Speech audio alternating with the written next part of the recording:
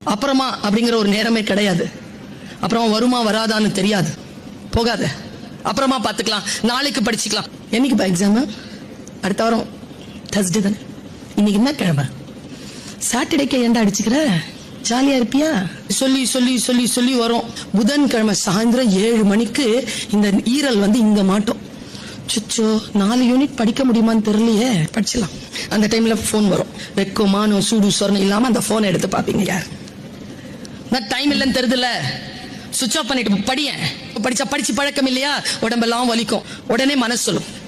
காலையில 3 o'clock alarm வச்சுட்டு இப்போ தூக்கம் வருது. 3 o'clock வேண்டாம், அவன் 3 மணிக்கு 4 o'clock 5 o'clock எந்திரிச்சு ஐயோ படிக்கணுமே படிச்சு 9 மணி வரைக்கும் குளிக்காம சாப்பிடாம அப்படியே வந்துட்டு கொஸ்டின் பேப்பர் வாங்கிக்கிட்டு அப்படியே அது மேலேயே படுத்து தூங்குறது.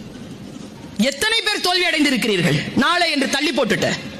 ஜெயிக்கிறவங்களுக்கும் உங்களுக்கும் இருக்கக்கூடிய ஒரே வித்தியாசம், காலத்தால் அவன் பயிர் செய்தான், நீ காலத்தை கைவிட்டு விட்டு பிறகு பார்த்துக் கொள்ளலாம் என்று இருந்தாய். காலத்தால் யார் ஒருவர் பயிர் செய்கிறார்களோ அவர்கள் உகந்த காலத்தில் அறுவடை செய்கிறார்கள். பிளான் பண்ணு. ஜாலியா இருக்க கூடாதுன்னு சொல்லல, ஜாலியா இரு. ஜாலியா இருந்தாலே தப்பு நடக்கும். தப்பு நடக்காம ஜாலியா இருக்க முடியாது. இன்னைக்கு இருக்கிற சூழல் அப்படி. அம்மா ஒரே வார்த்தையை சொல்றேன், சிந்தித்து பார்த்து செய்கையை மாத்து. சிறுசா இருக்கையில் திருத்திக்கோ, தவறு சிறுசா இருக்கையில் திருத்திக்கோ. தெரிஞ்சும் தெரியாம நடந்திருந்தா அது திரும்பவும் வராம பாத்துக்கோ.